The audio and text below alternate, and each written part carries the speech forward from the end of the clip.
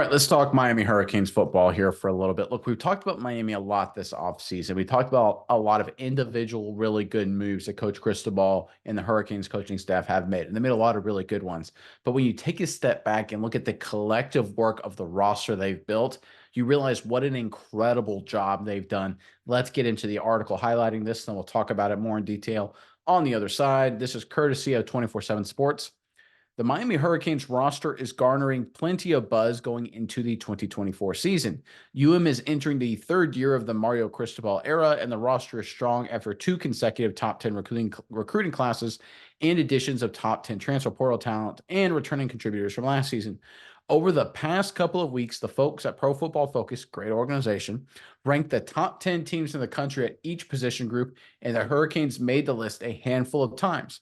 Number 6 running back room nationally, number 7 wide receiver room nationally, number 8 offensive line room nationally, and number 3 defensive line room nationally. So they're one of the best programs in the trenches, and they're one of the best programs with playmakers. And of course, they added Cam Ward at quarterback.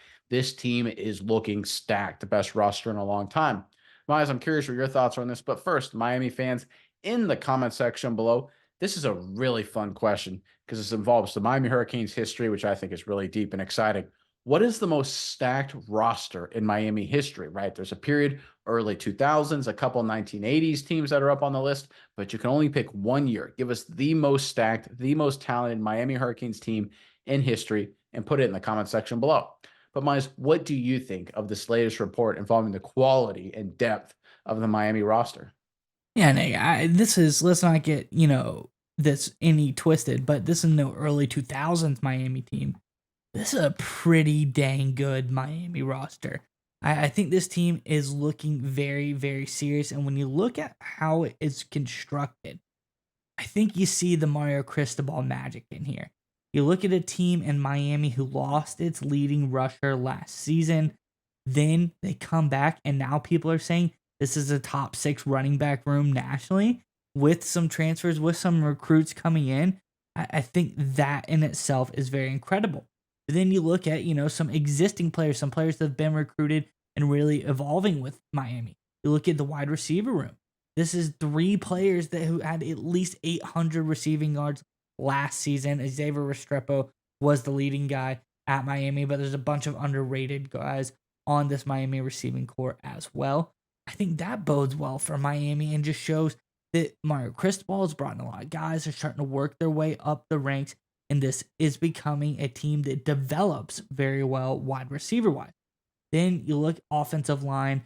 They say that this is a great offensive line, number 8 nationally, but when you read the article, you get more into it.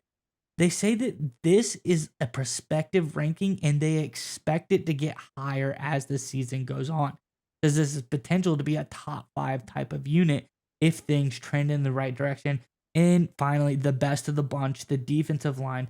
They have some of the best edge rushers in the country. The interior of this line, very solid as well. I just think overall, when you look at the job Mario Cristobal has done here, it's one thing. You see coaches go around the country, they're able to get all of the skill position type players. I think of this as like your South Carolinas, Gamecocks of the world.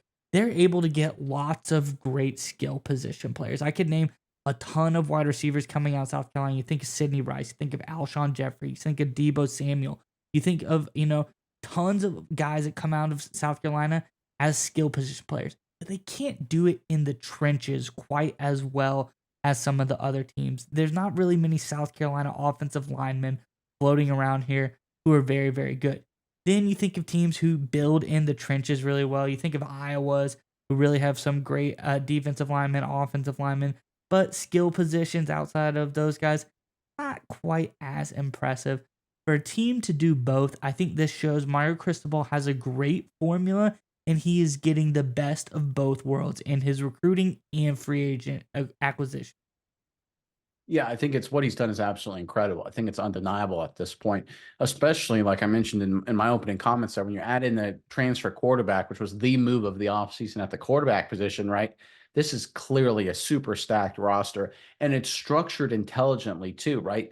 Focusing on winning the trenches. If you look at the team that just won the national title, Michigan, They were a team that literally won it in the trenches. You look at teams like Alabama and Georgia, they've always focused on the trenches, right? And I love the fact they've got a deep and talented running back and receiver room, because sometimes in college football, right, especially in those big games, you need just a star playmaker to step up and put the team on his back and win the game for you, right? That's why you have a playmaker, right? You have a guy where it doesn't matter what they do defensively, he'll find a way to create a big play, right? It's like a great scorer, a great shooter in basketball. Just a guy like, hey, listen, things aren't going well. Give him the ball. He'll find a way to create something for you. That's what having a deep and talented running back and receiver room will give you.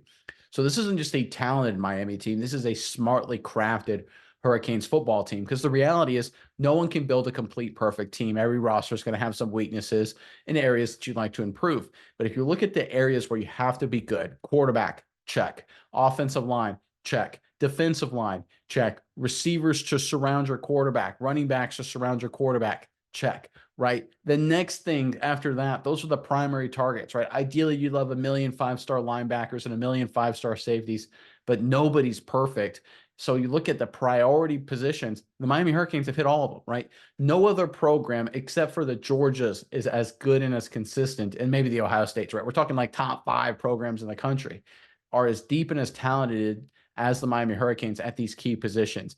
And the fact that Miami is finally getting back to the top flight programs on paper, at least, is a great sign.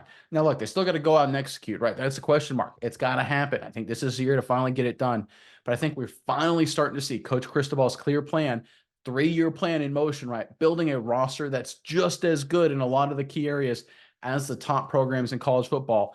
Everything is set up perfectly for Miami to have a monster season. Credit to Coach Cristobal and his staff for everything they've done to get here. And now it's time to go out and execute.